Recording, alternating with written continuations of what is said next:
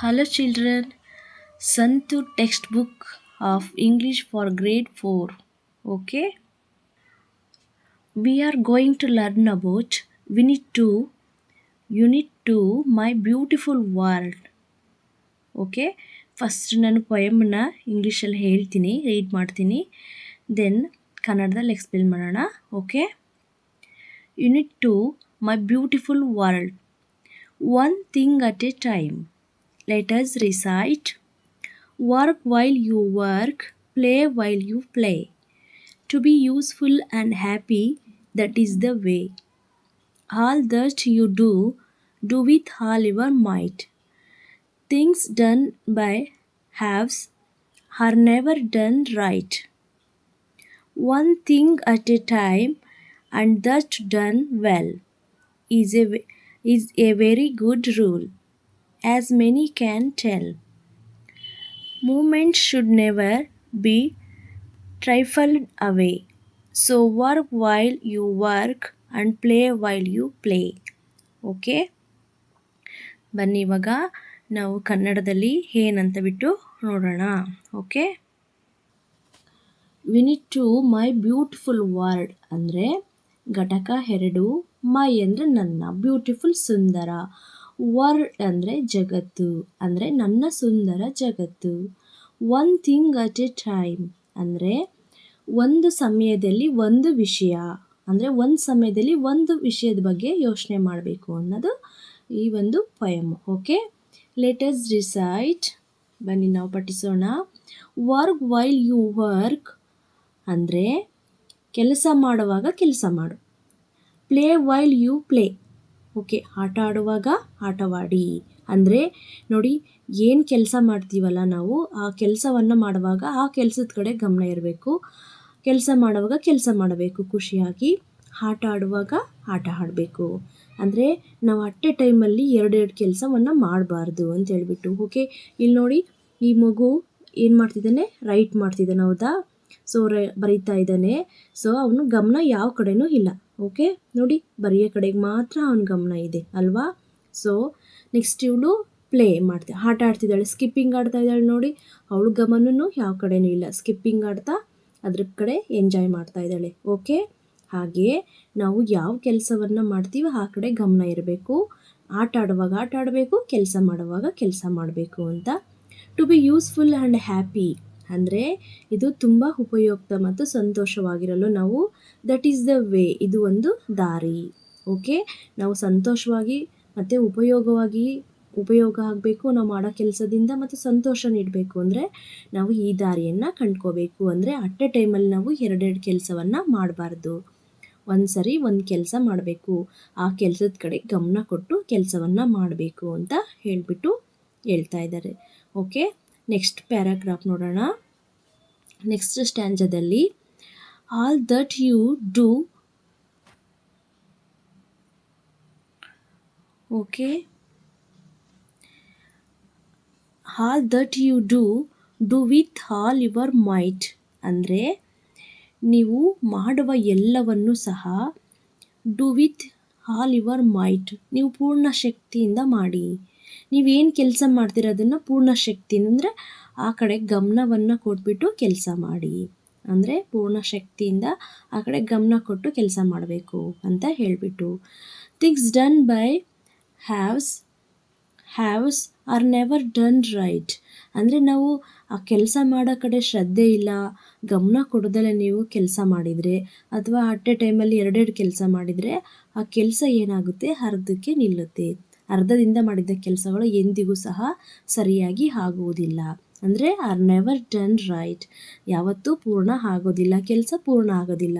ನೋಡಿ, ಎಕ್ಸಾಂಪಲ್ ನೋಡಿ, ಈ ಮಗು ಓದ್ತಾ ಇದ್ದಾಳೆ, ಒಂದು ಕಡೆ ಏನು ಮಾಡ್ತಿದ್ದಾಳೆ, ಬುಕ್ಸನ್ನು ಇಟ್ಕೊಂಡಿದ್ದಾಳೆ, ಒಂದು ಕಡೆ ಹಣ್ಣು ತಿಂತಾ ಇದ್ದಾಳಲ್ವಾ, ಆ್ಯಪಲ್ ತಿಂತಾ ಇದ್ದಾಳಲ್ವಾ. ಸೊ ಎರಡೂ ಆಗುತ್ತಾ? ಆ್ಯಪಲ್ ತಿಂತಾ ಓದೋ ಕಡೆ ಕಾನ್ಸಂಟ್ರೇಷನ್ ಮಾಡೋಕ್ಕಾಗಲ್ಲಲ್ವಾ, ಅದು ಅರ್ಧ ಆಗುತ್ತೆ, ಇದು ಅರ್ಧ ಆಗುತ್ತೆ. ಸೊ ಈ ಥರ ಮಾಡಬಾರ್ದು. ನಾವು ಯಾವಾಗಲೂ ಒಂದು ಕಡೆ ಗಮನ ಕೊಟ್ಕೊಂಡು, ಇಲ್ಲ ಹಣ್ಣು ತಿನ್ನಬೇಕು ಅವಳು, ಇಲ್ಲ ಅಂದರೆ ಓದೋ ಕಡೆ ಗಮನ ಕೊಡಬೇಕಲ್ವಾ. ಸೊ ಈ ರೀತಿ ಮಾಡಬಾರ್ದು ಅಂತ ಹೇಳ್ತಾ ಇದೆ ಸೆಕೆಂಡ್ ಸ್ಟ್ಯಾಂಜಾ. ಓಕೆ, ಥರ್ಡ್ ಸ್ಟ್ಯಾಂಜಾದಲ್ಲಿ one thing at a time and that done well ಅಂದರೆ ಒಂದೊಂದು ವಿಷಯಕ್ಕೆ ಒಂದು ಸಮಯದಲ್ಲಿ ಒಂದು ವಿಷಯಕ್ಕೆ ಗಮನ ಕೊಡಬೇಕು. ಸೊ ಆಗ ಅದು ಚೆನ್ನಾಗಿ ಮಾಡಲಾಗುತ್ತದೆ, ಅಂದರೆ ಆ ಕೆಲಸ ಚೆನ್ನಾಗಾಗುತ್ತೆ ಅಂತ ಹೇಳಿಬಿಟ್ಟು is A very good rule as many can tell, ಅಂದರೆ ಅನೇಕರು ಹೇಳಬಹುದಾದಂಥ ಇದು ತುಂಬ ಒಳ್ಳೆಯ ನಿಯಮ. ಓಕೆ, ಈ ಕೆಲವರು ನಮ್ಗೆ ಹಿರಿಯರು ಹೇಳ್ತಾ ಇರ್ತಾರಲ್ವಾ, ಟೀಚರ್ಸು ಪೇರೆಂಟ್ಸ್ ಹೇಳ್ತಿರ್ತಾರಲ್ವ ಮಕ್ಕಳೇ, ನಾವು ಯಾವ ಕಡೆಗೆ ಕೆಲಸ ಮಾಡೋ ಕಡೆ ಗಮನ ಕೊಟ್ಟು ಕೆಲಸ ಮಾಡು ಅಂತೇಳ್ಬಿಟ್ಟು ಅಂತ ಹೇಳ್ತಾ ಇರ್ತಾರೆ. So one thing at a time and that done well is A very good rule has many can tell. ಒಂದು ಸಮಯದಲ್ಲಿ ಒಂದು ವಿಷಯದ ಬಗ್ಗೆ ಗಮನ ಕೊಡಬೇಕು. ಸೊ ಆಗ ಕೆಲಸ ಚೆನ್ನಾಗಾಗುತ್ತೆ. ಇದು is A very good rule, ಅಂದರೆ ಇದು ತುಂಬ ಒಳ್ಳೆಯ ನಿಯಮ, ಇದನ್ನು ತುಂಬ ಒಳ್ಳೆಯ ನಿಯಮ ಅಂತ ಹೇಳ್ತಾರೆ. ಆ್ಯಸ್ ಮೆನಿ ಕ್ಯಾನ್ ಟೆಲ್, ಅನೇಕರು ಹೇಳಬಹುದಾದಂಥ ಈ ನಿಯಮವನ್ನು ಹೇಳ್ತಾರಲ್ವ. ಎರಡೆರಡು ಕಡೆ ಕೆಲಸ ಮಾಡಬೇಡ, ಒಂದು ಕಡೆ ಗಮನ ಕೊಡು, ಓದಕ್ಕೆ ಕೊಡು. ಈ ಕೆಲವೊಂದು ಸರಿ ಏನು ಮಾಡ್ತಿರ್ತೀರ, ಓದೋ ಕಡೆ ಕೂತಿರ್ತೀರ, ನೀವು ಮೊಬೈಲ್ ನೋಡ್ತಾ ಇರ್ತೀರ, ಇಲ್ಲ ಟಿ ವಿ ಕಡೆ ಗಮನ ಇರುತ್ತೆ. ಸೊ ಆವಾಗ ಓದೋ ಕಡೆ ನೀವು ಓದಲ್ಲ, ಕಾನ್ಸಂಟ್ರೇಷನಲ್ಲಿ ಓದಲ್ಲ, ಟಿ ವಿ ಕಡೆ ಒಂದ್ಸರಿ ನೋಡ್ತೀರ ಅಲ್ವಾ. ಸೊ ಈ ಥರ ಮಾಡಬಾರ್ದಂತ ಹೇಳ್ತಾ ಇದ್ದಾರೆ. Okay, next last stanza paragraph. Moment should never be trifle away, ಅಂದರೆ ಕ್ಷಣಗಳನ್ನು ಎಂದಿಗೂ ನಿರ್ಲಕ್ಷಿಸಬಾರದು ನಾವು. ಅಂದರೆ ಪ್ರತಿಯೊಂದು ಕ್ಷಣವೂ ಪ್ರತಿಯೊಂದು ನಿಮಿಷವೂ ಕೂಡ ನಮಗೆ ತುಂಬ ಅತ್ಯಮೂಲ್ಯವಾಗಿರ್ತದೆ, ತುಂಬ ಇಂಪಾರ್ಟೆಂಟ್ ಅಲ್ವಾ. ಈ ಸಮಯ ಕಳೆದೋದ್ಮೇಲೆ ಮತ್ತು ಆ ಸಮಯ ಸಿಗುತ್ತೆ, ಆದರೆ ಹೊಸ ಸಮಯ ಆಗಿರುತ್ತಲ್ವ. ಸೊ ಹಾಗಾಗಿ ನಮಗೆ ಆ ಸಮಯವನ್ನು ನಾವು ನೆಗ್ಲೆಕ್ಟ್ ಮಾಡಬಾರ್ದು. ಓಕೆ, ಸಿಕ್ಕಿರೋ ಸಮಯವನ್ನು ಉಪಯೋಗಿಸ್ಕೋಬೇಕು, ಆ ಸಮಯದಲ್ಲಿ ಚೆನ್ನಾಗಿ ಓದಬೇಕು, ಬರೀಬೇಕು ಅಂತ ಹೇಳ್ತಾ ಇದ್ದಾರೆ. ಸೊ ಹಾಗಾಗಿ ನೀವು ಯಾವುದೇ ಕ್ಷಣವನ್ನು ನಿರ್ಲಕ್ಷಿಸಿ ಮಾಡಬೇಡಿ. ಶುಡ್ ನೆವರ್ ಅಂದರೆ ಯಾವುದೇ ಮೂಮೆಂಟನ್ನು ಕೂಡ ನಾವು ನಿರ್ಲಕ್ಷ್ಯ ಮಾಡಬಾರ್ದು ಅಂತ ಹೇಳ್ಬಿಟ್ಟು. Okay, so work while you work, ಹಾಗಾಗಿ ಯಾವ ಸಮಯವನ್ನು ನಿರ್ಲಕ್ಷ್ಯ ಮಾಡ್ದಲೇ ನಾವು ಯಾವ ಕೆಲಸವನ್ನು ಮಾಡುವಾಗ ಕೆಲಸ ಮಾಡುವಾಗ ಕೆಲಸ ಮಾಡಿ and play while you play, ಆಟ ಆಡುವಾಗ ಆಟ ಆಡಿ ಅಂತ ಹೇಳ್ತಾ ಇದ್ದಾರೆ. ನೋಡಿ, ಇಲ್ಲಿ ಈ ಮಗು ಓದ್ತಾ ಇದೆ, ಅದ್ರ ಜೊತೆಯಲ್ಲಿ ಇಲ್ಲಿ ನೋಡಿ ಇಲ್ಲೊಂದು ಇದ್ರ ಜೊತೆಯಲ್ಲೂ ನಗ್ತಾ ಇದೆ. ಸೊ ಈ ಥರ ಮಾಡಬಾರ್ದು, ಓದೋ ಕಡೆ ಗಮನ ಕೊಡಬೇಕಲ್ವಾ, ಆ ಕಡೆಗೆ ಮಾತ್ರ ಕಾನ್ಸಂಟ್ರೇಷನ್ ಮಾಡಬೇಕು. ಓಕೆ, ಇಲ್ಲಿ ನೋಡಿ ಈ ಹುಡುಗಿ ಇವನು ಓದಕ್ಕೆ ಕೂತಿದ್ದಾನೆ, ಅವಳ ಜೊತೆ ಏನೋ ಮಾತಾಡ್ಕೊಂತ ನೋಡ್ತಾ ಇದ್ದಾನೆ. ಸೊ ಆ ಥರನೂ ಮಾಡಬಾರ್ದು. ಒಂದು ಕೆಲಸ ಮಾಡ್ತಾ ಇದ್ದೀವಿ ಅಂದರೆ ಅದ್ರ ಕಡೆ ಗಮನ ಕೊಟ್ಟು ಕೆಲಸ ಮಾಡಬೇಕು ಅಂತ ಹೀಗೆ ನೋಡಿಲಿ.